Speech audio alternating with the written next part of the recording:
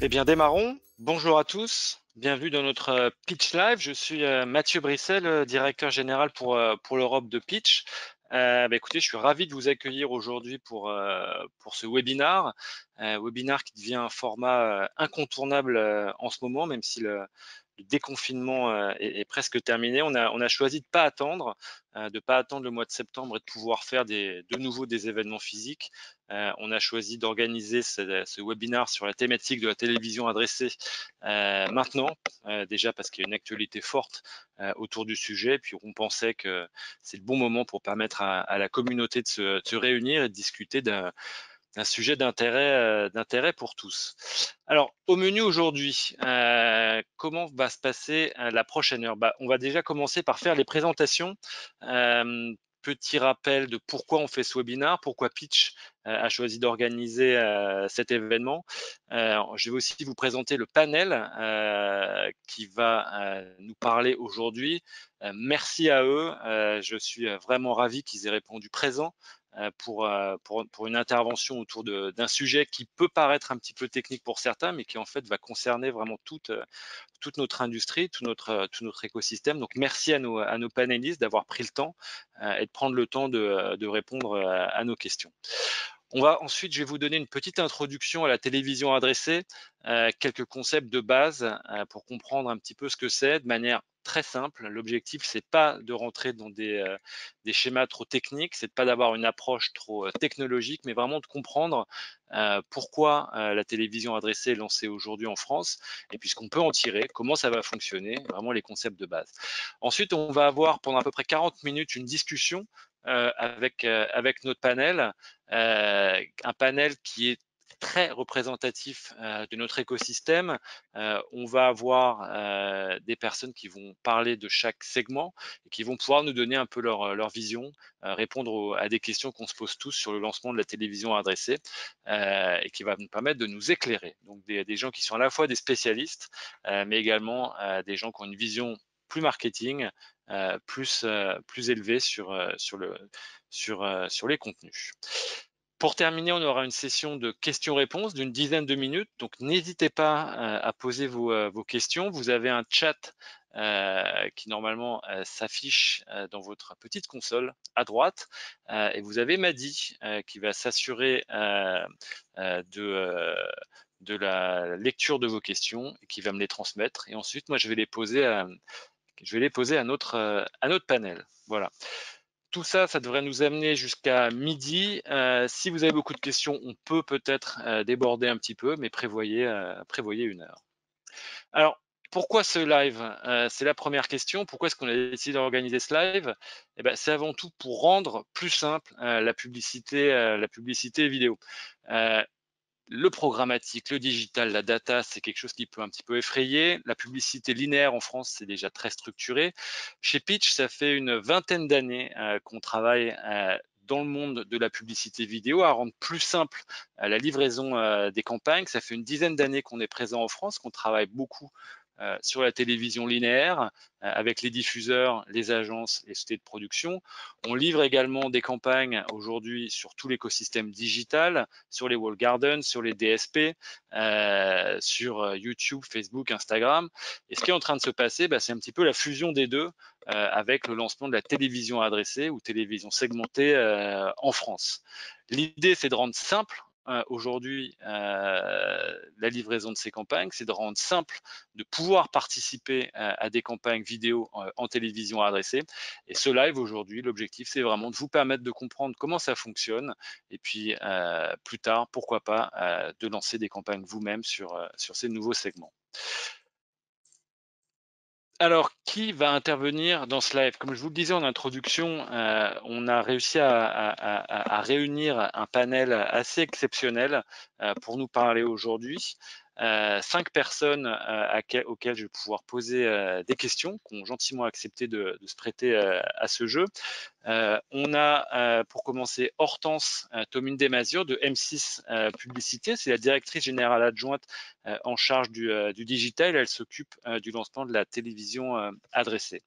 On a également avec nous Mohamed Mansouri, qui est directeur délégué de l'ARP, l'ARPP, qui est l'autorité d'autorégulation du secteur de la publicité télévisée en France, et qui va intervenir un petit peu pour comprendre les enjeux de cette autorégulation dans un monde de télévision adressée où les choses bougent beaucoup plus rapidement. Nous avons également Olivier de chez Mindshare, Olivier Roberdo. Alors Olivier, c'est un spécialiste de l'achat, que ce soit en télévision et en vidéo. Il fait partie du groupe M, WPP, et la télévision adressée, évidemment, apporte de nouvelles opportunités d'achat pour les agences médias. Il va nous en parler dans quelques instants. Mathieu Lacombe de chez Danone, qui a accepté également de nous parler, de nous rejoindre pour cette table ronde. Alors chez Danone, on a une stratégie d'achat média qui est extrêmement intéressante, qui est très ciblée. Et Mathieu va nous parler un petit peu de comment justement la télévision adressée peut se changer chez un annonceur comme Danone, les fonctions d'achat. Guy Chauvel également est parmi nous aujourd'hui, Guy Chauvel de chez WNP. Guy Chauvel est le fondateur et CEO de WNP. Avant ça, Guy a été exécutif vice-président de J. Walter Thompson et également CEO Europe d'Avas. Il va pouvoir nous apporter une vision beaucoup plus marketing et beaucoup plus création autour de la télévision segmentée. Donc merci beaucoup Guy de nous rejoindre également. Avant de leur laisser la parole, je vais commencer par vous donner quelques notions sur la télévision adressée. L'objectif ici, c'est pas de rentrer dans des détails trop techniques, mais c'est plus de vous donner vraiment les concepts de base pour que vous compreniez exactement de quoi on parle. Alors, télévision adressée, télévision convergée, télévision segmentée, télévision avancée. À votre avis, quelle différence ? Eh bien, pour faire simple, il n'y en a pas. C'est des différentes façons d'appeler des choses qui sont globalement la même chose. On a choisi chez Pitch d'appeler télévision adressée. Pourquoi? Parce que en Europe et dans le monde, c'est plutôt ce nom-là qui est utilisé. En France, on va le voir après par rapport au projet de modification de décret, c'est le terme de télévision segmentée qui est utilisé, mais on va utiliser le nom de télévision adressée aujourd'hui, mais c'est la même chose qui s'applique si vous entendez parler des autres. Télévision convergée, c'est exactement la même chose. C'est la convergence entre d'un côté un monde qui est dit linéaire et de l'autre un monde qui est dit programmatique ou digital et qui convergent ensemble pour permettre d'apporter aux audiences à la fois la puissance d'un média qu'est la télévision, qui a un reach qui est très fort, qui a une présence qui est très forte, et la précision du digital grâce à la data et grâce aux informations qu'on peut avoir sur les audiences. Mais tout ça, ça va être la même chose, et pour simplifier notre discours, disons que télévision adressée, convergée et segmentée seront la même chose. Alors, la télévision adressée, qu'est-ce que c'est? C'est avant tout la possibilité d'adapter des publicités vues à la télévision en fonction des téléspectateurs. Et ça, c'est une vraie révolution, puisque avant, c'était pas possible, puisque vous aviez les mêmes publicités par chaîne en France qui étaient diffusées. C'est une situation qui est assez originale. Il n'y a que en France où c'est comme ça, de par un décret qui a été voté en 92 et qui oblige en fait les diffuseurs à diffuser la même pub au même moment partout en France, sauf pour les reprises régionales de France 3. Alors pour ce faire, la télévision, la publicité segmentée va collecter des données personnelles et puis qui seront utilisées pour cibler les audiences et pour cibler les téléspectateurs. On va y revenir après. Comme dans le monde de la publicité en ligne, cette adaptation, ça passe par un mode d'achat, de vente et de livraison qui est dit programmatique. Donc, si vous aviez zappé ce magnifique schéma de l'achat et de la vente en programmatique, puisque vous ne travaillez pas sur le digital, il va falloir que vous vous formiez à ça, puisque aujourd'hui, à la télé, ça va fonctionner un petit peu pareil. Comme on parle vraiment de convergence entre une télévision dite linéaire, où tout est programmé avant, à une télévision dite digitale, où on peut en temps réel choisir les publicités qui vont être vues par les audiences, et ben forcément, on passe par un mode d'achat, de vente et de livraison qui se fait à la demande en fonction de données, en fonction d'une offre. Et en fonction d'une demande. Donc, ce qu'on appelle la demand side et la supply side, avec le tout agrémenté d'un peu de data. Donc, pour simplifier, ça va être à peu près comme dans le digital. Alors, la télévision adressée, bah, c'est pour quand? Très très bonne question. Ça existe déjà dans de nombreux pays, la télévision adressée, notamment aux États-Unis. C'est drivé par Comcast et plusieurs opérateurs. Au Royaume-Uni, pour vous donner un chiffre, ça représente déjà entre 3 et 5% de la publicité télévisée. On entend aussi beaucoup parler de BVOD, Broadcast Video on Demand. En France, pour l'instant, c'était limité à ce qu'on appelle le replay. Quand vous voulez regarder un programme qui a déjà été diffusé, bah, vous avez déjà des petites publicités qui sont adservées, qui sont visualisées avant de regarder votre replay, mais ça se limite à ça en France. Alors que dans d'autres pays, bah, c'est déjà beaucoup plus développé et on sait déjà que ça fonctionne plutôt bien auprès des audiences, auprès des annonceurs. En France, si c'est bloqué, ça avance tout pour des raisons législatives, puisque comme je vous l'indiquais, il y a un décret publié en 1992 qui interdit de segmenter la publicité en France. Ce qui va se passer, bah, c'est avant tout un projet de modification de ce décret, donc le décret 92-280 du 27 mars 1992. Alors, certains d'entre vous étaient peut-être aux rencontres de l'UDECAM au mois de septembre, où on avait notre ministre de la Culture qui a pris parole. Toute l'industrie s'attendait déjà à une modification de ce décret et attendait qu'elle soit publiée. Donc ça, c'était au mois de septembre. On en parlait déjà beaucoup. Il y avait beaucoup d'attentes du marché. Au mois de mars, cette modification aurait dû avoir lieu. Évidemment, il y a eu le Covid, le confinement, tout a été décalé. Et aujourd'hui, on parle plutôt du mois de juillet pour cette modification du décret. Au niveau technique, au niveau diffusion, au niveau opérateur, au niveau agence, il y a déjà des tests qui ont été effectués, notamment parce que on le fait déjà à l'étranger. C'est très compliqué à mettre en place puisque le rôle des opérateurs va aussi être beaucoup plus important, alors qu'avant, ils n'étaient pas forcément dans l'équation. Et on va avoir les premières campagnes live qui vont être diffusées au mois de septembre. Pas de manière massive, mais en tout cas en manière de test auprès de plusieurs chaînes. En tout cas, c'est ce qu'on espère.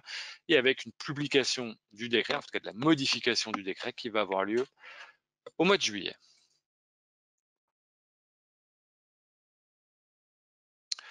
Alors, ça va ressembler à quoi en France, la télévision adressée? Ça va ressembler déjà à des publicités qui vont plus être les mêmes partout au même moment. Et ça, c'est une vraie révolution puisqu'on va pouvoir avoir une granularité des annonces qui va être beaucoup, beaucoup plus précise et qui vont permettre aux marketeurs, aux agences médias d'avoir un ciblage qui va se faire en fonction de segments d'audience, de personnes, ou en tout cas de foyers, et plus forcément uniquement par rapport à les chaînes. Et donc ça va quand même renforcer la puissance du média télévisé. Très concrètement, elles vont être adservées, c'est le schéma qu'on a vu avant d'achat et de vente programmatique, et elles vont nécessiter, en France en tout cas, principalement soit d'avoir une box internet ou alors une TV connectée. Alors en France, le marché français, il a ça de très spécifique que la majorité des audiences regardent la télévision à travers des box qui sont elles-mêmes connectées en fibre optique pour la plupart, box qui sont livrées par Orange, par SFR, par Bouygues ou par Free, qui permettent d'accéder à une multitude de chaînes et à des services en OTT également. Mais vous pouvez également regarder la télévision adressée sur vos TV connectées. Aujourd'hui, la plupart des télés en Europe utilisent le même format, un format pour lequel l'ensemble des diffuseurs se sont mis d'accord, pour faire simple. Et aujourd'hui, vous avez des applications sur vos TV qui vous permettent d'accéder aux chaînes et à des programmes. En fonction des marchés en Europe, il y a soit des audiences qui vont regarder plutôt à travers leur télé et d'autres plutôt sur les box. En France, clairement, on va vers un schéma avec beaucoup plus de visualisation par les box. Point important pour pouvoir servir, puisqu'on dit servir une publicité à un téléspectateur de manière adressée ou segmentée, bah, il faut qu'il soit d'accord. Il y a beaucoup de discussions qui ont lieu et d'arbitrage, notamment avec la CNIL, en lien avec le RGPD également. Et donc, il faut être d'accord pour pouvoir recevoir ces publicités, ce qui pose une question de consentement de l'audience, qui est un des points clés qui est discuté en ce moment. Télévision adressée, mais alors quelles limitations? Parce qu'il va y en avoir. Attention, petit disclaimer, c'est extrêmement important et on en a beaucoup parlé pendant la préparation, c'est que les discussions continuent et que les curseurs peuvent bouger. Aujourd'hui, personne ne peut vous dire exactement quels vont être les arbitrages finaux, puisqu'ils sont en cours de finalisation au sein du gouvernement qui consulte les différentes parties prenantes, et donc les curseurs peuvent bouger. Par contre, on sait déjà quelques points, même si ça peut bouger encore à la marge. On sait déjà qu'il va y avoir une limitation dans la durée. Vous n'allez pas pouvoir avoir uniquement de la télévision adressée sur les chaînes nationales. Ça devrait être a priori limité à 2 minutes par heure en moyenne journalière et à pas plus de 6 minutes par plage horaire. Il devrait y avoir également une absence d'identification locale d'un annonceur, ce qui pour permettre toujours de protéger certains canaux publicitaires aujourd'hui, ce qui peut impacter également certains segments comme la distribution. Ça va être interdit pendant les programmes de jeunesse, donc on ne va pas pouvoir retargeter, cibler des personnes de moins de 18 ans, et il va y avoir un point d'impact au bout de 18 mois pour pouvoir voir ce qui a fonctionné, pas fonctionné, et l'impact sur le marché. Donc tout ça pour dire qu'en France, et évidemment l'avis de la CNIL qui est extrêmement important, il y a des discussions avec eux, notamment est-ce qu'une télécommande devient un device qui permet d'obtenir le consentement de l'audience ou pas. Et l'avis de la CNIL est extrêmement important. Nous sommes en France, les choses bougent à leur rythme et les choses peuvent encore bouger par rapport à la télévision adressée. Donc encore une fois, on ne peut pas vous donner aujourd'hui dans ce webinaire de choses gravées dans le marbre puisque ça peut encore une fois évoluer dans les prochaines semaines. Voilà, j'ai terminé pour mon introduction. J'ai un petit peu débordé. Maintenant, je vous propose qu'on passe aux questions-réponses à notre panel. Et pour commencer, je voudrais poser une question à Hortense de chez M6. Comme on l'a vu, la télévision adressée, c'est une vraie nouveauté. C'est une vraie nouveauté pour les diffuseurs, une vraie nouveauté également pour les téléspectateurs qui vont pouvoir changer leur façon de consommer de la publicité. Hortense, est-ce que tu peux nous dire pour M6, quels sont les enjeux, quelles sont les possibilités et qu'est-ce que tu attends pour les prochaines semaines et mois? Alors, bonjour Mathieu, bonjour à tous. Donc, en effet, chez M6, évidemment, on perçoit l'arrivée de la télévision segmentée comme un enjeu stratégique et une opportunité de moderniser la télé. Et M6 a d'ailleurs été assez précurseur dans ce domaine, puisqu'on a réalisé déjà différents tests de substitution dans l'univers des télévisions connectées en 2017 puis en 2019. Donc, les bénéfices de cette télévision segmentée, ils vont d'abord être, et c'est le plus important, pour les téléspectateurs, qui pourront finalement recevoir une publicité plus pertinente, plus concernante, puisque mieux adaptée à leur centre d'intérêt et donc sans doute mieux acceptée. Ensuite, évidemment, il s'agit d'une opportunité pour les chaînes de télévision, puisque l'arrivée de la télévision segmentée devrait représenter un incrément de business pour nous, en nous permettant d'aller recruter des petits annonceurs qui étaient jusqu'à aujourd'hui interdits de pub télé faute de budget suffisant, par exemple. Et puis l'autorisation de la télévision segmentée nous permet finalement de jouer un petit peu à armes égales avec les GAFA en digital, en ouvrant de nouvelles capacités de ciblage de la pub télé avec des données déterministes, ce qui est nouveau pour la télévision. Et ça permet de moderniser une réglementation qui était devenue obsolète, parce qu'il faut le rappeler, l'interdiction, comme tu l'as dit, de la télévision segmentée repose sur un décret qui date de 92. Et en 92, le marché d'Internet, comme on le connaît aujourd'hui, n'existait même pas. Donc ça, c'est pour les chaînes. Et puis, évidemment, pour les marques, les marques elles vont pouvoir allier la puissance de la télévision, son contexte sécurisé et qualitatif, à la personnalisation, à la précision qu'offre le digital. Et ça va permettre finalement de renforcer l'efficacité de leur communication. Donc, vous voyez à l'écran les différents cas d'usage qui seront possibles pour les annonceurs. Alors, je ne vais pas tous les passer en détail, mais ce qu'il faut retenir finalement, c'est que l'enjeu pour les marques, ce sera de mettre toutes les datas qui seront à leur disposition au service de la créativité. Et ça ouvre un champ des possibles assez infini et de belles opportunités pour les annonceurs. Je pense d'ailleurs que Guy pourra évidemment nous en parler. Alors, on a vu en introduction qu'il y avait déjà des tests qui avaient été faits, qu'il y a beaucoup de plus de complexité ou en tout cas d'interlocuteurs qu'avant, puisque le rôle des opérateurs va aussi être important en termes de timing et de planning. Qu'est-ce que vous attendez chez M6? Alors déjà, on a fait pas mal de tests avec les opérateurs sur ce premier semestre 2020, donc des tests vraiment à petite échelle. Donc comme tu l'as dit, le décret devrait être publié en juillet prochain pour une mise en application immédiate.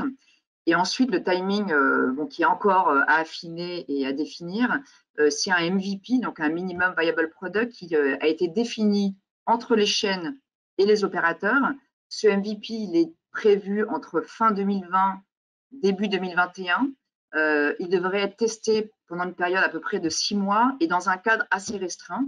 Ça signifie quoi? C'est qu'on a défini certaines contraintes dans le cadre de ces MVP. Donc, par exemple, un seul spot par écran, pas de prime, une limitation à certains formats. Et c'est finalement qu'à l'issue de ce protocole que les chaînes pourront proposer une offre aboutie télévision segmentée, donc plutôt courant S2 2021. Et en termes de marché, de taille de marché, ce qu'il faut vraiment rappeler, et c'est important, c'est que c'est un marché qui va se construire de façon très progressive, puisqu'on a de gros défis technologiques à surmonter.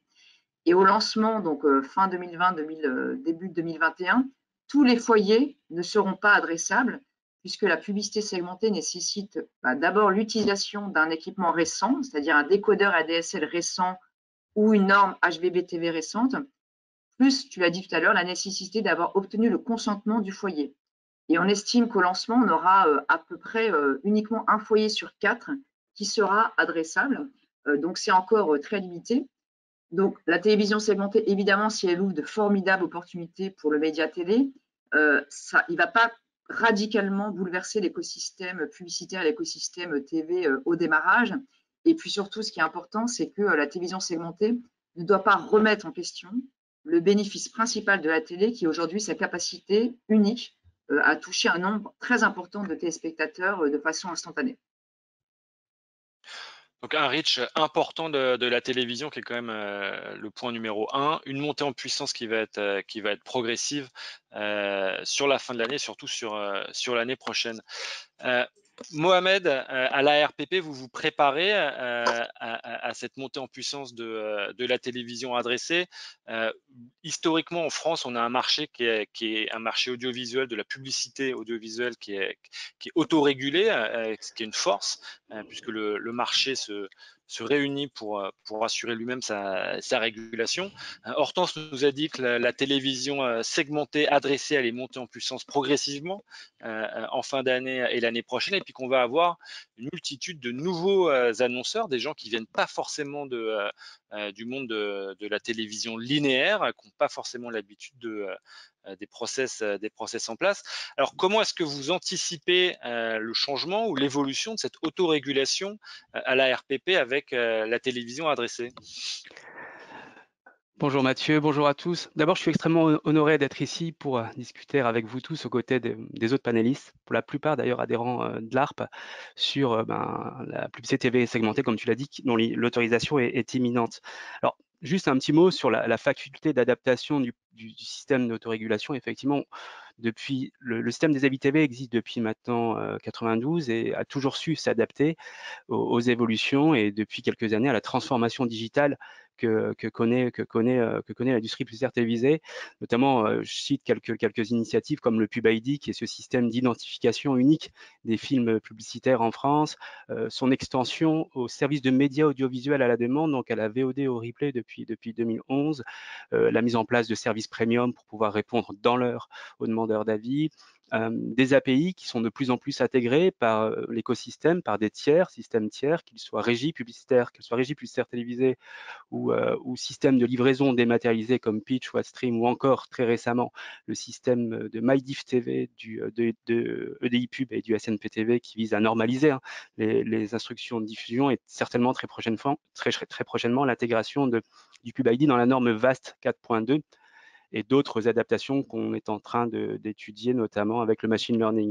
Donc oui, c'est un système très évolutif parce qu'il est porté par la profession et il est rendu possible grâce à l'industrie publicitaire télévisée qui nous a permis de réaliser les investissements nécessaires au développement et au maintien du système, les interfaces, les API. Donc, il sera également rendu profitable aux acteurs du numérique dès lors qu'il sera aussi supporté par eux-mêmes. Donc, pour répondre à ta question, l'autorégulation avec la publicité adressée évoluera dans la mesure où le système aussi englobera de nouveaux acteurs, on l'a vu tout à l'heure, quels qu'ils soient, de toute la chaîne de valeur, qui étaient jusqu'alors concernés exclusivement par le digital. Sans rentrer dans des notions trop techniques, est-ce que tu t'attends à des changements fondamentaux dans la façon dont les annonceurs vont devoir soumettre leur publicité? Est-ce qu'en regardant un petit peu ce qui se fait à l'étranger, tu penses qu'il va y avoir des changements radicaux? Comment vous anticipez l'avenir à ce niveau-là? Alors, on a un groupe de travail qui regroupe toute l'industrie et on regarde aussi ce qui se passe chez nos homologues, notamment au UK, chez Clearcast. Et des informations dont on dispose, donc que ce soit les régies publicitaires télévisées, mais aussi les agences et leurs représentants et les marques aussi, on anticipe, on voit deux pistes. Une à court terme, qui est le film adressé, finalisé, segmenté, donc qui sera adapté au niveau géolocalisation ou selon d'autres données comme la météo, et aussi au niveau data, par exemple les foyers familiaux, les foyers non familiaux. Là, le film est finalisé. Ça, ce sont des choses qu'on gère déjà. On est capable de gérer une multiplicité de versions pour une même campagne. On peut recevoir jusqu'à 50 versions pour une même campagne avec juste une variation de numéro de téléphone. Et c'est des choses qu'on peut traiter avec réactivité parce qu'on a le service premium qui nous permet de les traiter dans l'heure. Donc ça, c'est la première piste qu'on étudie, comment identifier, comment permettre l'identification de ces campagnes avec un Pub ID ad hoc, sans pour autant changer la structure du Pub ID, parce qu'il y a beaucoup de systèmes tiers qui l'intègrent. Et la deuxième piste, qui est plutôt un moyen long terme, là pour le coup on touche à la créa, on est plus proche du DCO avec une combinaison de plusieurs séquences. Et là, l'idée c'est de voir avec le marché comment faire les choses le plus simplement possible, accompagner le marché, c'est vraiment notre objectif, sans le contraindre, avec plusieurs pistes comme par exemple la possibilité de soumettre un bout à bout des différentes séquences, sachant que les niveaux de criticité varient selon le degré et la variabilité de ces séquences. Il est sûr qu'une simple variation d'un numéro de téléphone est moins critique qu'un changement de slogan ou de mention légale ou de scène. Là, pour le coup, il pourrait avoir un risque de non-conformité. Et le diffuseur, qui est très attaché à sa sécurité, comme tous les autres acteurs de la chaîne de valeur, et de la protection de ses audiences et sa responsabilité, voudront s'assurer de la conformité. Donc voilà les deux pistes qu'on envisage à date, au moins ces deux pistes-là, et l'adaptation des systèmes au regard de ces pistes. Okay. Merci Mohamed, c'est très clair. On est prêt en tout cas à ce niveau-là. Maintenant, ma prochaine question serait plutôt à Olivier. Chez Mindshare, on vient d'entendre Mohamed qui nous expliquait qu'il peut y avoir potentiellement, en tout cas, pas de problème pour gérer jusqu'à 50 versions différentes de publicité. Pour une agence média, le fait de pouvoir cibler beaucoup plus précisément des audiences sur un médium aussi puissant que la télévision, on s'attend à une augmentation des dépenses publicitaires. On s'augmente, en tout cas, un nouveau marché s'ouvre. Alors, il y a plusieurs estimations quand on lit les différentes intervenants. Ça va de 90 millions à 220 millions d'euros de dépenses supplémentaires en achat d'espace télé. Chez Mindshare, Olivier, quel est ton point de vue par rapport à ça? Est-ce que tu anticipes un développement de ces dépenses à la télévision? Comment vous voyez et quelles sont vos estimations chez WPP? Alors, bonjour à Mathieu et bonjour à toutes et tous. Alors, effectivement, concernant l'incrémental de revenus qu'un marché comme la télé adressée peut générer. On avait déjà fait, évidemment, sur le sujet de la télé adressée sur la table depuis un certain nombre de mois maintenant. On avait déjà fait des estimations qui se situaient plutôt dans la fourchette haute de l'ordre de 200 millions d'euros d'incrémental. Alors, ces 200 euros, il faut savoir, pour avoir un référent, que le marché de la télé en moyenne, c'est à peu près 3 milliards 2, 3 milliards 3 par an. Donc, ces 200 millions ramenés à ça, ça fait du 6-7%. Après, c'est vrai qu'il y a la crise du Covid qui est passée par là, donc forcément, le marché télé va baisser en moyenne annuelle. Tous les grands groupes, une sorte de consensus pour tabler sur un marché en recul de l'ordre de 15%. Donc, il risque d'avoir une baisse de ces estimations, mais ce qu'il faut garder à l'esprit, c'est on sera dans la fourchette haute à partir du moment où la télé adressée va faire preuve d'efficacité auprès des annonceurs. Qu'est-ce qui va drainer du business? C'est les annonceurs qui ont l'argent et qui vont forcément aller vers ce système-là à partir du moment où il est efficace. Qu'est-ce qui va le rendre efficace? C'est déjà s'il se fait, et c'est pour ça que ça prend un petit peu de temps avec les FAI, s'il se fait sans couture, parce que ça c'est important, que le téléspectateur qui est devant son écran de 52 pouces dans son salon, il voit la publicité adressée de manière complètement fluide et transparente. Il y a un point qu'on n'a pas encore abordé jusqu'ici, qui est au-delà de la capacité de ciblage, qui est la qualité de l'exposition publicitaire. Parce que quand vous avez une publicité en full screen pendant vos 20 secondes, 30 secondes, donc avec une complétion complète, bah, ça aussi, ça va générer une meilleure mémorisation et une plus grande efficacité. Donc, on risque de se retrouver avec un incrémental d'investissement plutôt dans la fourchette haute. Après, les grands groupes audiovisuels, forcément, face à la baisse du marché, peuvent être tentés de revoir à la baisse tout ce qui est investissement dans de l'innovation. La télé adressée et de l'innovation. Comme c'est de l'incrémental, on espère pour nos annonceurs que ce ne sera pas le cas. Pour citer un exemple, on parlait tout à l'heure de l'intérêt de la télé adressée pour des petites marques, mais ce n'est pas forcément que pour des petites marques. Si je prends l'exemple de McLaren, le constructeur de voitures, qui a fait un test au UK, ça permet à des marques comme celle-là, très prestigieuses, d'aller faire de l'hyper-ciblage. Là, c'était sur des foyers à très haut revenu, où il y a la capacité de data, de données, qui permet de répondre à cette problématique.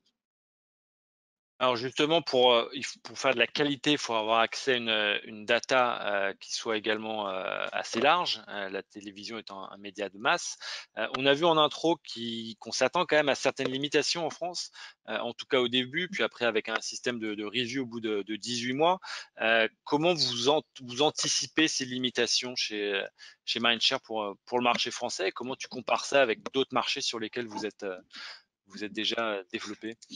Bah, ça sera ni plus ni moins qu'en fonction de la législation, donc dans la capacité de repiquage avec est-ce qu'on peut mettre une adresse précise en bas du spot ou pas.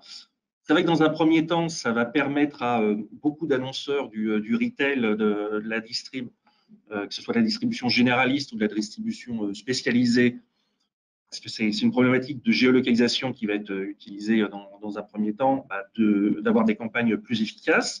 Après, il va y avoir d'autres annonceurs qui sont dans une étude très comportementale ou qui font du precision marketing. Il y en a beaucoup, et je crois que c'est le cas d'un des futurs intervenants, d'aller sur des émissions. Parce qu'il faut se rendre compte que si on parle beaucoup de digital dans le cadre de la télé adressée, pour le téléspectateur lambda, c'est de la télé. C'est le même device qui va utiliser et qui va servir de médias pour diffuser cette annonce-là. Merci Olivier. Justement, un impact important en termes d'achat, de dépenses attendues, mais également un impact extrêmement important en termes de création. Mohamed nous a parlé de quelque chose qu'on appelle la DCO, le Dynamic Content Optimization, quelque chose qu'on fait déjà très bien en digital, mais qui est inconnu à la télévision. Ma prochaine question ira donc à Guy Chauvel de chez WNP. Guy, vous avez pu voir l'évolution des différents médias au cours de ces dernières années avec la montée en puissance du digital, la baisse des médias dits linéaires. Aujourd'hui, grâce à la télévision adressée, on a l'opportunité de pouvoir contrôler ce que les audiences vont voir, de pouvoir diffuser des pubs qui vont être beaucoup plus précises en termes d'audience, puis également carrément de faire de la publicité presque originale en temps réel à travers toute cette donnée, ce qu'on appelle la DCO.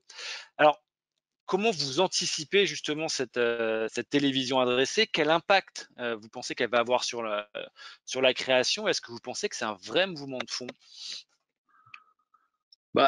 Je pense que l'évolution du marketing d'une façon générale depuis le mass marketing à un marketing plus précis, ça fait 10-15 ans qu'il existe et on y est confronté depuis 10-15 ans. Donc, si je prends ce qui vient d'être dit tout d'abord sur la géolocalisation, c'est pas vraiment un gros changement en termes de création parce qu'il suffit de rajouter une adresse, etc. Donc, c'est pas ça qui va fondamentalement changer les choses. Si maintenant je me réfère à ce que nous faisons en digital, ce que permet donc le digital et la technologie, c'est de déterminer des segments de population de façon assez fine à partir de critères de data comportementaux ou autres et qui nous permettent, parce que l'achat digital permet de coller à ces segments, d'adresser des contenus spécifiques à ces segments. Donc en fait, ce qui se passe, c'est qu'on gagne beaucoup en pertinence. On gagne beaucoup en pertinence en termes d'insight, en termes d'idées et en termes d'exécution. Donc ça peut aller assez loin et ça multiplie le nombre de contenus qui sont réalisés, produits et mis en face de ces segments. Alors, je ne pense pas que ce sera le cas dans les 18 premiers mois en ce qui concerne les critères qui seront autorisés en France. Maintenant, je vais vous donner peut-être un exemple qui va vous donner une idée de ce que ça peut faire. Je vais vous prendre un cas américain, tout simplement, pour changer.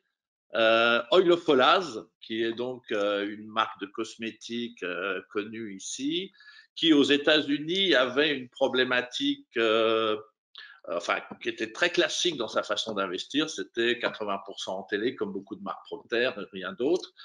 Grâce à un changement dans la façon de faire leurs études, ils se sont rendus compte, grâce aux data analytics, qu'il y avait des proportions de plus en plus importantes de la population qui considérait que pour qu'un produit cosmétique soit efficace, il fallait qu'il soit adapté au vieillissement de la peau. Chose dont ils ne s'étaient jamais rendu compte au préalable. Donc, à partir de là, ils ont commencé à déterminer des segments de population qui étaient plus sensibles à ce sujet, pas seulement d'ailleurs des populations segmentées par âge, mais d'autres critères. Et ça a eu aussi un impact sur la création. Parce que plutôt que de faire un film classique télé, ils ont eu une idée qui était de faire de la pub segmentée, donc pour demander aux gens d'envoyer un selfie à Oilofolase de leur peau en leur disant si vous nous envoyez un selfie de votre peau grâce à un petit logiciel d'intelligence artificielle, on va vous dire dans quelle catégorie vous êtes. Donc ils ont déterminé 8 catégories. Donc déjà, là, ils récoltent des bases de données, ce qui permet après de faire de la communication one-to-one, mais en plus, ça leur a permis de rentrer en relation de façon beaucoup plus précise avec les gens. Ils ont créé 8 segments de population et à chaque segment de population, lorsqu'ils ont communiqué par la suite, ils avaient des contenus adaptés. Alors, le premier type de message qu'ils envoyaient, vous êtes dans telle catégorie, donc, les produits de la gamme qui correspondent à la catégorie de vieillissement de votre peau, c'est cela. Alors, ils ont également fait de la pub sur les réseaux sociaux en incitant les gens à aller sur le groupe Oilofolase de manière à parler aux gens qui avaient déjà utilisé les produits Oilofolase nous sélectionnés de façon à les rassurer. Ils ont même été encore plus loin, ils ont été s'adresser à des gens en disant qu'ils pouvaient contacter à travers un chatbot des dermatologues. Donc là, on est dans quelque chose de très, très précis. Donc, la multiplication des contenus produits en achat digital a été phénoménale. Ils ont investi moitié moins qu'en télé classique et ils nous disent qu'ils ont fait 30% de volume cette année-là.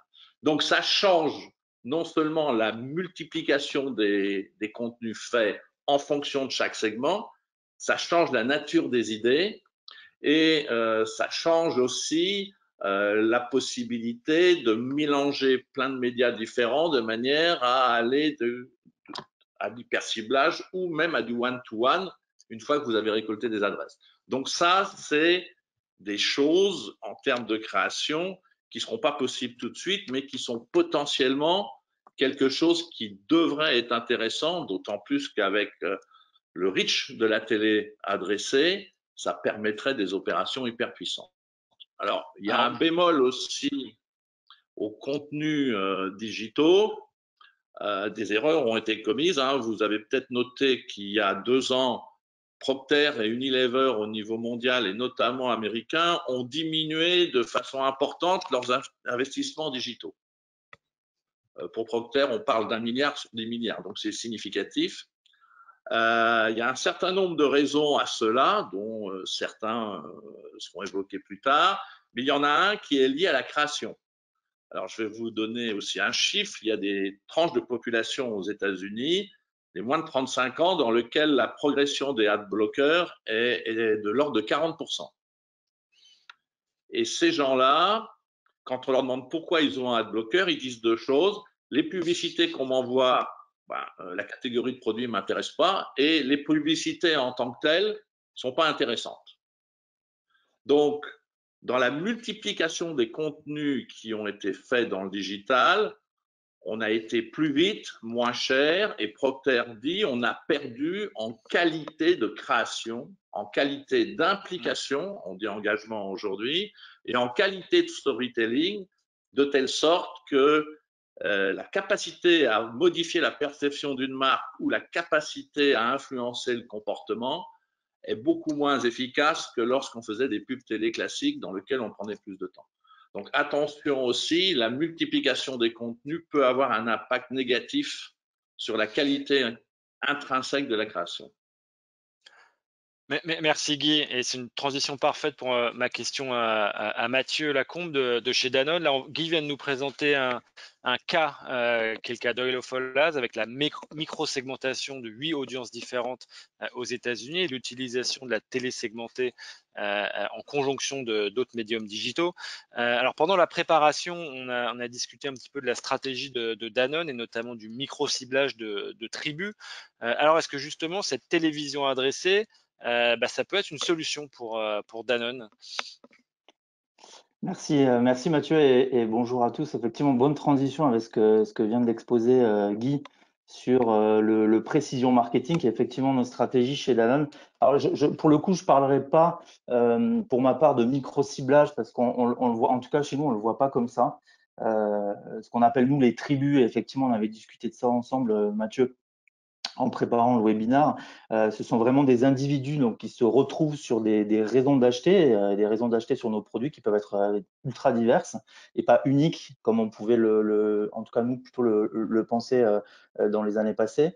Mais voilà, elles sont assez diverses et donc ces individus se retrouvent autour de raisons d'acheter qui sont différentes ou de passion points qui peuvent être différents. Ce qui fait que du coup, publicitairement parlant, en exécution créative, nous on va prendre le temps d'avoir un storytelling qui soit clair pour chacune de ces tribus-là.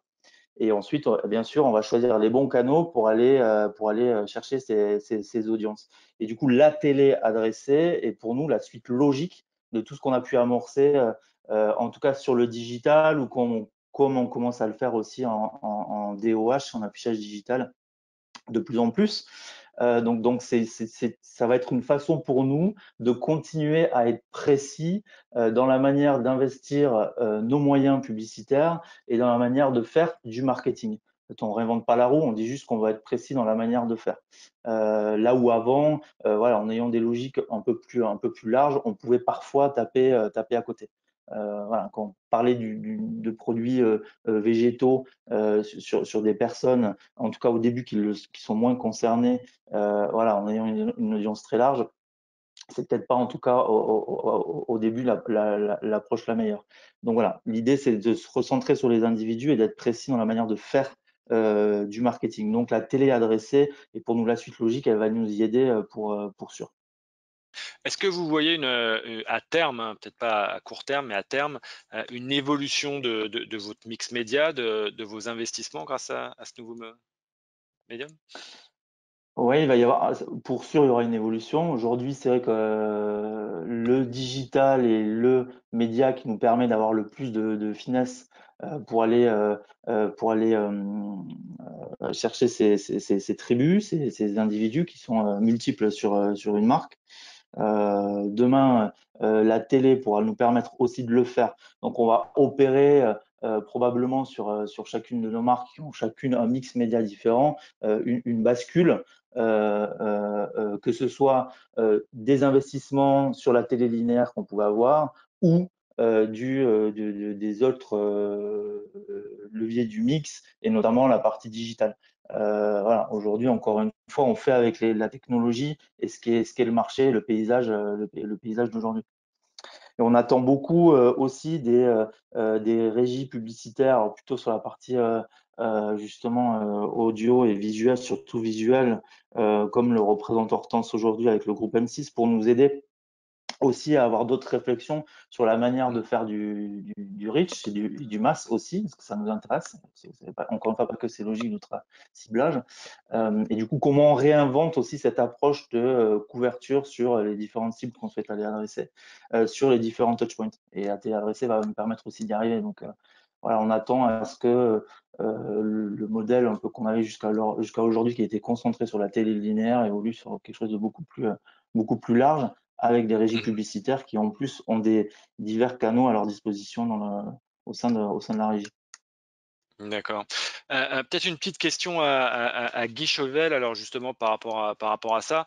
Guy, vous avez vu la montée en puissance de quelques acteurs du digital ces dernières années, avec aujourd'hui une prédominance de certains, les fameux GAFA, qui dominent un marketing de précision. Est-ce que vous pensez, la suite à ce qu'a dit Mathieu et nos différents interlocuteurs, qu'on pourrait assister à une sorte de rééquilibrage? Est-ce que M6 ou les autres diffuseurs qui attendent en tout cas de pouvoir avoir une augmentation de leurs dépenses grâce à du marketing de précision, ça va se concrétiser? Quel est votre point de vue là-dessus? Alors, tout d'abord, bon, les GAFA sont globaux, les marchés télévisés sont nationaux. Donc, ça se fera pays par pays. Maintenant, l'achat d'espace digital via les GAFA a aussi ses problèmes. Moi, j'ai un de mes anciens clients chez WPP qui expliquait il y a 2 ans que sur 5 $ investis en pub digital, il n'y en avait que 2 qui atteignaient le consommateur. Alors pourquoi? Parce qu'il y avait de la fraude. On estime la fraude à 20 milliards de dollars au niveau mondial. Il y a l'opacité de la chaîne d'achat, il y a des robots, il y a la qualité de l'environnement, vous ne savez pas toujours où votre pub va atterrir, il y a les adblockers qui se développent. Donc, si la télé adressée permet un meilleur contrôle, un meilleur suivi des investissements, c'est clair qu'elle deviendra un concurrent sérieux, en plus du reach qu'elle apporte aux GAFA, mais ça se fera pays par pays. Mais il n'y a pas de ma part je dirais, d'intouchabilité, si je peux employer ce terme, des GAFA par rapport à l'émergence de la télé. Au contraire, ils font des progrès actuellement sur tous ces sujets, mais ils ne sont pas encore optimaux. Hortense, justement, par rapport à ça, est-ce que vous pensez qu'aujourd'hui, il y a des prérequis spécifiques pour faire de la télévision adressée chez M6? Est-ce qu'on peut avoir des annonceurs de toute taille qui peuvent arriver pour justement profiter de cette nouvelle manière d'acheter? Et est-ce que concrètement, justement, vous êtes prêt à bénéficier de ces reports de dépenses potentielles? Alors, au niveau des prérequis, enfin, en tout cas, si on veut que ce marché s'installe et si on veut que ça fonctionne, Déjà, Olivier en a un petit peu parlé, mais il y a un prérequis qui est indispensable pour nous en tant que chaîne de télévision, c'est de conserver le niveau de qualité du média télé. Ça, c'est un gros chantier technologique puisqu'il faut doter les box de la capacité de basculer d'un flux linéaire vers un flux digital, et ça de façon la plus seamless possible, c'est-à-dire à la seconde près, à la frame près, et donc sans dégrader l'expérience publicitaire. Donc ça, c'est des discussions évidemment qu'on a avec nos partenaires, hein, les opérateurs, pour que tout ça se fasse évidemment le plus qualitativement possible. Ensuite, si on veut que ce marché fonctionne, il faut se mettre aussi un petit peu à la place des acheteurs en agence média et proposer des modes d'achat qui soient le plus simplifiés et le plus unifiés possible pour ne pas complexifier l'achat télé qui est déjà assez technique aujourd'hui. Donc, ça passe par quoi? Ça passe par des plateformes d'achat automatisées à terme. Ça passe aussi par une uniformisation des types de ciblage. Et puis, l'autre prérequis, c'est de pouvoir évidemment rapidement proposer aux annonceurs des outils d'analyse et de mesure de la performance de leur campagne, ce que savent justement très bien faire les GAFA avec des standards communs. Donc, Olivier en a parlé, a parlé de preuves d'efficacité. Et évidemment, c'est primordial si on veut que ça décolle.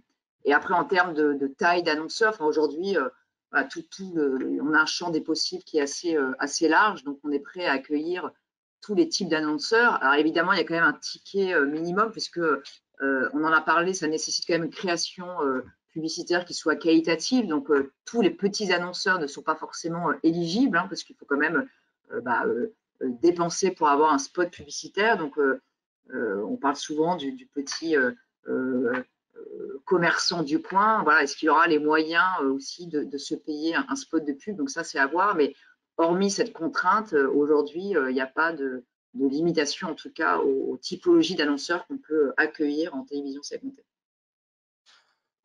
Merci, merci Hortense. L'heure tourne. Si vous avez des questions que vous souhaitez poser à nos panélistes, vous avez le chat en bas à droite de votre écran et vous pouvez les poser. Donc on va prendre les premières questions pour nos panélistes.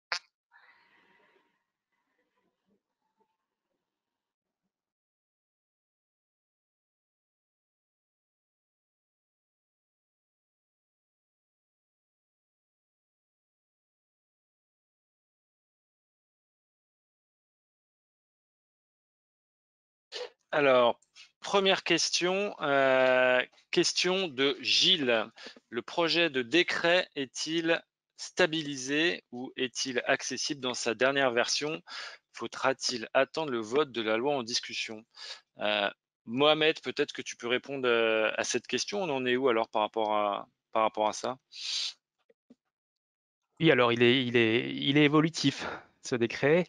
Je pense qu'il est plus prudent d'attendre son adoption, donc a priori, comme tu l'as dit, courant fin juillet, plutôt vers la fin juillet.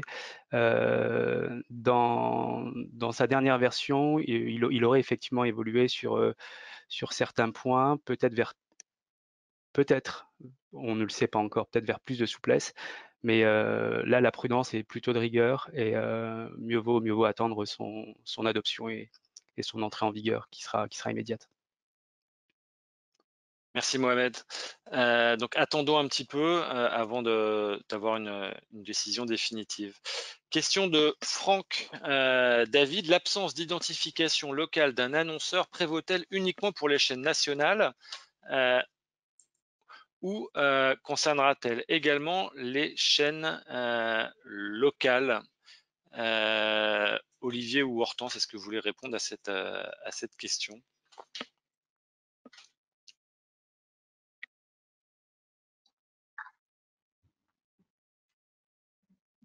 Alors, si j'ai bien compris la question, en fait, tout va dépendre de ce qui va être dans le décret.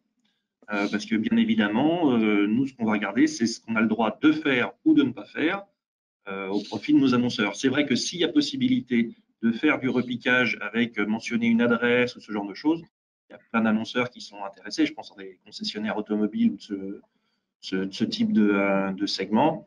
Après, si c'est pas possible, ce sera dans la distribution des contacts en eux-mêmes que se fera la géolocalisation sans possibilité de repiquage. Mais ça va être tout est lié à ce que la loi va permettre de faire, à mon sens. Et justement, j'ai une question également d'Olivier qui voudrait savoir comment vont être collectées les données du foyer. Est-ce que cette collecte va être compatible avec le RGPD? Très bonne question. Hortense, est-ce que tu veux Les données répondre du foyer, oui, les données du foyer, elles sont collectées via le bandeau de consentement. C'est vrai qu'aujourd'hui, quand un utilisateur dans le foyer donne son consentement, bah, ça vaut du coup pour l'ensemble du foyer, hein, donc avec les limites que ça représente. Donc c'est pour ça que ça reste vraiment des données qui sont pas individualisées, hein, donc c'est présence d'enfants au foyer, c'est donc on n'est pas, on va pouvoir adresser une personne selon le consentement qui a été donné, mais qui correspondra finalement à l'ensemble du foyer, pas forcément à la personne à instant T qui va regarder la télévision. Donc c'est pour ça qu'on est assez nous prudents aussi dans cette granularité, dans ces capacités de ciblage, c'est qu'au moment où on parle de données foyer que nous transmettent les opérateurs, plus que du données individuelles d'un téléspectateur à l'instant T. On a une autre question intéressante de Franck par rapport à l'achat justement, et peut-être que Olivier peut répondre à ça ou Mathieu, de son point de vue d'annonceur. Mais c'est vrai qu'il y a un changement entre la télévision linéaire et la télévision digitale, c'est qu'on passe d'un mode d'achat au GRP à un mode d'achat au CPM. Alors qu'est-ce que ça signifie pour les annonceurs comme Danone et pour les agences médias comme Mindshare? Alors, pour les agences, ça ne change pas grand-chose, puisqu'il y a déjà quand même énormément d'agences, nous c'est le cas chez Mindshare depuis plusieurs mois ou années, où les services d'achat télévision aujourd'hui sont des services d'achat screen, parce qu'au final, un annonceur, ce qui l'intéresse, c'est d'avoir une stratégie globale média screen au service de ces marques. Donc, les acheteurs télé aujourd'hui ont été convertis au CPM. Le CPM, c'est du coût pour 1000, c'est du coût du GRP traduit auprès de 1000 individus. Donc, quand on achète aujourd'hui déjà de la vidéo, que ce soit sur des réseaux, sur des services de replay, ce genre de choses, en termes de langage, ce genre de choses, ça pose, entre guillemets, aucun souci dans le fait de s'adapter à cette nouvelle norme. Et pareil pour nous, c'est ce que je disais, enfin, du point de vue annonceur, c'est ce que je disais tout à l'heure sur le point du trading, c'est comment on arrive à faire voilà, un reach sur les cibles qu'on souhaite aller chercher, des cibles qui seront plus précises, et du coup qui permettront encore une fois d'avoir un retour sur investissement qui est lui aussi plus précis. Ce qui ne veut pas dire non plus qu'on peut être dans des logiques beaucoup plus de masse en fonction des objectifs des marques. Mais en tout cas, dans un premier temps, il faut qu'on soit précis, qu'on aille chercher les tribus qui sont des gens les plus propices à convertir sur nos marques, entre guillemets. Donc, et sur l'achat en tant que tel, non, effectivement, les acheteurs en agence sont habitués déjà à acheter à la fois de la catch-up et aussi de la télé linéaire, voilà, et d'avoir une vision multiscreen. Donc, c'est juste la suite. Justement, la suite, c'est une question d'Amel qui est très bonne question. Alors, Amel a une double question par rapport à ces changements d'un passage d'un monde linéaire à un monde programmatique et digital. Est-ce qu'au niveau technologique, vu le nombre d'acteurs impliqués, les annonceurs, les régies, la RPP pour les clearances, les agences créa, est-ce que c'est facile à faire et que le calendrier va être tenu? Première question. Et deuxième, est-ce que la création, donc les agences de production, de post-production, sont prêtes? Alors, je vais me permettre de répondre à la première partie puisque c'est ce qu'on fait chez Pitch. Sur la partie conversion, livraison, interfaçage, on est prêt. On travaille avec la RPP, avec les régies et les diffuseurs. Donc là-dessus, il n'y a pas de souci. Ça ne va pas être plus compliqué qu'autre chose. Au contraire, ça va être plus simple que dans beaucoup de cas. Et maintenant, par rapport à la question, est-ce que la production et les métiers de production, de post-production sont prêts? Peut-être Guy, vous voulez répondre à ça. Est-ce que chez WNP, vous êtes prêt à multiplier les productions pour vos annonceurs? Nous, on a été créé sur un modèle intégré qui a tout de suite cumulé un certain nombre d'expertises, dont des expertises digitales. Donc, ça fait effectivement maintenant 8 à 9 ans que nous produisons toute forme de format, que ce soit le format télé classique, à une multitude de contenus digitaux, quotidiens de temps en temps sur Facebook. Donc, en termes de qualité et de système de production, il n'y a pas de problème. Le vrai challenge aujourd'hui va être de de continuer à maintenir un niveau de storytelling et de pouvoir de conviction des contenus qu'on va faire équivalent à celui d'un film télé classique. Donc ça, c'est plus de la création que de la production. Donc ça devrait être jouable en termes de production. Maintenant, il y a aussi des questions de format. Je pense que la plus grande partie des agences sont confrontées à ce sujet. Il peut y avoir quelques agences qui sont restées assez traditionnelles, mais je pense que c'est l'exception aujourd'hui sur le marché. D'accord. Alors, qui dit digital et qui dit télévision adressée dit aussi possiblement nouveaux formats en display, notamment des habillages qui peuvent être livrés, alors principalement sur les Smart TV. Hortense, est-ce que tu peux nous dire si c'est des choses qui vont être faites en France également, comme c'est le cas en Allemagne ou dans d'autres pays, ou alors est-ce qu'on va avoir juste de la substitution comme on le voit aujourd'hui en catch-up? Alors c'est vrai qu'en Allemagne, ils sont très en avance sur le marché à télé segmenté dans l'univers HbbTV avec ce format qu'on appelle le format L adressable, qui vient se superposer sur un contenu programme avec une publicité finalement en display, donc une publicité statique. Alors nous, chez M6, on a déjà fait pas mal de tests sur ce format-là depuis 3-4 ans avec Procter, avec Renault, enfin d'autres annonceurs. C'est vrai qu'il y a peut-être un peu plus un frein culturel en France sur ce type de format qui est beaucoup plus développé en Allemagne, puisque là, on vient s'insérer dans le programme. Donc, ce qui est clair, c'est que nous, déjà, on a une vigilance chez nous de la part de la direction des programmes pour que ce ne soit pas intrusif, que le format ne soit pas diffusé trop longtemps. On restreint le nombre de secondes. Et puis, il faut que ce soit évidemment bien intégré aussi au contexte programme. Après, techniquement, aujourd'hui, on sait faire ce format, on l'a prouvé. On a un partenaire technologique qui appartient à RTL Group, dont on fait partie, qui s'appelle SmartClip, qui est présent en Allemagne. Donc, on utilise leur techno pour faire ces formats en France. Après, sur la substitution, c'est plutôt ça, je pense, qu'attendent aujourd'hui nos annonceurs quand on parle de télé segmentée, et c'est ce format qui techniquement est beaucoup plus compliqué avec les opérateurs. Donc on doit passer via leur techno, mais sur la partie téléviseur connecté, on a aussi des discussions en cours avec SmartKeep et d'autres acteurs pour faire ces substitutions sur l'univers HbbTV. Et là, les réserves et les limites qu'on a aujourd'hui, c'est justement que ça se fasse à la seconde près, à la frame près. Aujourd'hui, il nous manque une technologie, un standard pour le faire. Mais voilà, on ne désespère pas d'avancer rapidement et de pouvoir proposer aussi ce format de substitution sur l'univers des télévisions connectées, où là, évidemment, en tant que chaîne de télé, on a beaucoup plus d'autonomie et on n'a pas besoin de passer par les opérateurs. Très bien, merci Hortense. Alors peut-être une dernière question avant de clôturer ce live. On a plusieurs questions autour des KPI justement et du ROI et du mesure de l'impact de la publicité qui a toujours été plus complexe sur des médias linéaires et qui est beaucoup plus simple sur les médias digitaux. Alors, quid de la télévision adressée? Comment vous anticipez ces KPI et cette mesure? Alors, cette question s'adresse un peu à vous tous, puisque vous êtes tous impactés par ça. Qui veut répondre?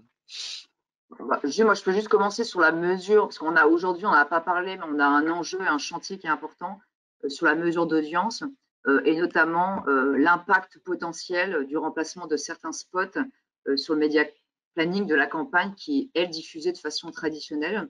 Donc là, évidemment, des groupes de travail ont eu lieu et continuent à avoir lieu entre le SMPTV, la FMM et la médiamétrie pour résoudre ces questions.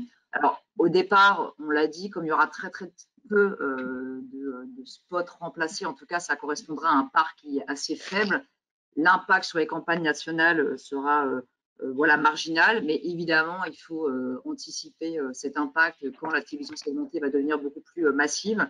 Donc, on n'a pas encore la réponse aujourd'hui à l'heure où je vous parle, mais évidemment, des études sont en cours avec Médiamétrie. Après, sur l'impact et la performance des spots qui sont digitalisés, là aussi, je l'ai dit tout à l'heure, c'est évidemment un prérequis qui est hyper important. Et on y travaille, nous, côté chaîne de télévision, pour pouvoir donner et adresser ces KPIs aux annonceurs. Mathieu, Olivier, Guy, Mohamed, est-ce que l'un d'entre vous veut prendre la suite d'Hortense sur ce point? Je dirais que par rapport à mon commentaire tout à l'heure sur l'opacité de la chaîne d'achat digital, il y a clairement un enjeu de clarté, de mesure des audiences réelles et de retour sur investissement du dollar investi. Combien atteint le consommateur? Ensuite, sur l'efficacité, je dirais, globale, il y a un mix contenu, audience, ciblage. Là, il y a actuellement des sujets en cours aux États-Unis. Je vais revenir sur Procter parce que ils ont pendant 2 années travaillé sur un sujet qui était établir des corrélations entre les critères d'engagement des réseaux sociaux et leur part de marché. Ils en ont trouvé aucune corrélation. Donc, à un moment donné, le vrai sujet, c'est les annonceurs qui passeront par la télé adressée comme par la télé classique sont des gens qui vont avoir une obligation concrète de résultats en termes de part de marché et de vente et que on va assister, à mon avis, à la nécessité d'établir et de permettre des corrélations beaucoup plus directes entre ces deux facteurs. Ouais, l'idée, moi, je pense, pour rebondir là-dessus, c'est aussi de sortir un peu des KPI médias et donc plus avoir que une logique de GRP, mais aussi une logique de mesure business. En fait, c'est d'impact réel. Et le fait que la télé soit adressée, qu'on passe effectivement plutôt maintenant par des box, je pense que ça, on va gagner en finesse et du coup aussi en impact réel sur le business, comme on peut l'avoir aujourd'hui parfois aussi sur le digital. Donc, Ouais, moi, j'aimerais rebondir sur l'aspect transparence dans le digital. Il y a quand même aussi des initiatives qu'il nous faut souligner, comme le Trust ID, porté par la profession et notamment par EDI Pub, qui justement vise à identifier les campagnes au sein de la chaîne de valeur programmatique digitale et qui apporte déjà cette transparence qui est très attendue. Dans le marché. Donc, c'est des initiatives très importantes à soutenir et que nous soutenons à la RPP. Olivier, le mot de la fin? Alors, je ne sais pas si ce sera le mot de la fin, mais pour finir sur cette question, des KPI, déjà, on peut faire confiance à nos clients et annonceurs pour nous dire très rapidement si ça marche ou pas, si ça vend ou pas, si ça se connecte ou pas, parce que comme c'est du digital, il y a plein de choses qui vont être très lisibles assez rapidement. On va avoir des cas où ce sera un peu comme sur les marchés tests qu'on peut connaître sur Angers ou des zones un peu comme ça. Donc, ils vont très vite voir en sortie de caisse si quand il y a la nouvelle version de l'Actimel X ou Y qui est éventuellement activé sur une zone, si ça sort en caisse ou pas, on peut aussi imaginer des industries de services qui n'ont pas forcément des biens physiques à vendre, mais s'ils font de la télé adressée sur une certaine zone géographique, par exemple, avec les adresses IP et ce genre de choses, on va être capable de lire très vite aussi si ça remonte, si ça se connecte, s'il y a du devis de rempli ou ce genre de choses. Donc ça, sur les KPI d'efficacité, sur la capacité de l'ensemble des acteurs de la chaîne à lire quelque chose, ça se fera très vite. Très bien, Olivier. Je pense que ça va devoir être le mot de la fin, Olivier. Merci à toi. Il est 12h10. Merci beaucoup, Hortense. Merci, Olivier. Merci, Guy. Merci, Mohamed. Merci, Mathieu. On a été ravis de vous accueillir pour ce pitch live. Merci de votre temps. Vous êtes très occupés. Tout le monde, en tout cas, j'espère, un niveau d'activité qui a repris cette semaine. Merci en tout cas d'avoir pris le temps pour participer. La télévision adressée, c'est un enjeu important pour tous. J'espère qu'on vous aura apporté les bases, que vous comprenez tous mieux les enjeux, ce qu'on peut attendre ou pas de la télévision adressée. Vous allez recevoir un questionnaire de satisfaction avec quelques questions par email. Je vous invite à y répondre. Ça nous permettra de mieux évaluer ce webinaire et les attentes du marché. Merci à tous et bonne journée à vous. Au revoir. Merci. Au revoir. merci, au revoir.